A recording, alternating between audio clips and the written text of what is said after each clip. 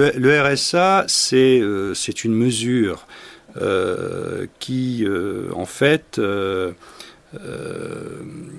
a 4 grands axes. Le premier, c'est bien sûr la lutte contre la pauvreté et les exclusions, à travers un complément de revenus professionnels que nous allons donner. Le second, c'est asseoir la légitimité du département en tant que chef de file des politiques d'insertion. Troisièmement, fédérer les acteurs locaux autour d'un pacte territorial d'insertion qui va permettre la mise en œuvre opérationnelle, je dirais, de la politique d'insertion du département. Et enfin, simplifier les contrats aidés. D'une manière générale, dans l'état d'esprit de la loi, le RSA est bien le fait de passer d'une logique de statut à une logique de ressources. Aujourd'hui, les informations que j'ai sont celles de la loi.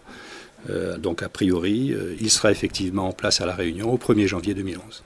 Si je prends les chiffres de la Chambre régionale des comptes, ça impacterait environ 95 000 personnes. Dans le RSA, vous avez 2 volets.